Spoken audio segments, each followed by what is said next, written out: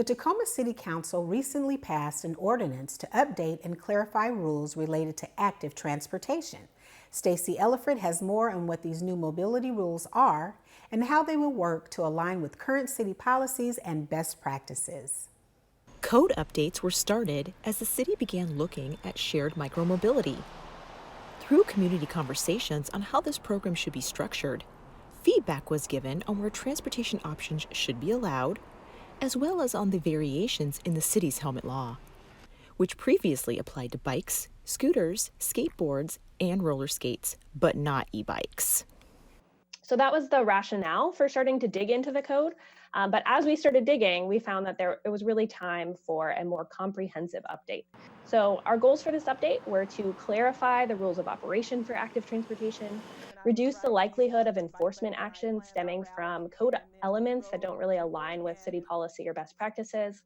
We wanted to build on lessons learned from micromobility pilot, best practices and stakeholder outreach, and better align the Tacoma Municipal Code with our city's Transportation Master Plan and the Revised Code of Washington. 24 changes to the code were made as part of Ordinance Number 28678, which took effect on July 20th. A lot of which was updating definitions and removing outdated provisions, with a few major changes.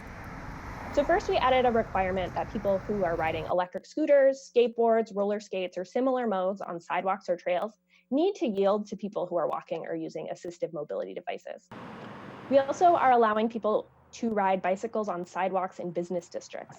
And we want to give people the opportunity to ride where they feel safe, as long as they are yielding to the pedestrians using the sidewalk. Electric scooters will now be allowed in bicycle facilities. So they're still allowed to ride on sidewalks, but other communities have found that most e-scooter users prefer riding in bike facilities, particularly when they're protected, rather than on the sidewalk. The last major change was in removing the city's mandatory helmet law and replacing it with a statement in code that outlines how the city of Tacoma strongly encourages the use of helmets. So the city will continue efforts to reduce barriers to accessing helmets and educate the community on why and how to wear them. The city will continue to pursue a multifaceted approach to enhance the safety of our transportation system. And we also wanted to make it clear, and we wrote this in code, that the change does not supersede state helmet laws for motorcycles, mopeds, or motor-driven cycles. Growing research shows that while helmets are effective and the city strongly encourages their use, mandatory helmet laws are not the most equitable or effective strategy to maximizing public health outcomes. So helmets are effective, and people should wear one every time they bike, skate, or scoot. There's so many reasons to wear a helmet, from protecting your head and brain in case of a crash to setting a good example. I think some people heard we changed the law and thought that we were telling people they couldn't or shouldn't wear a helmet. That's absolutely not the case. With so many different options, there's sure to be a helmet to fit any style and budget.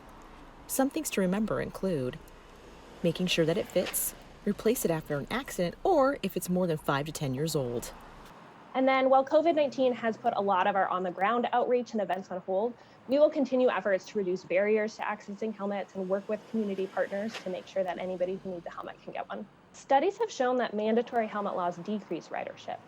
So we hope this change will do the opposite.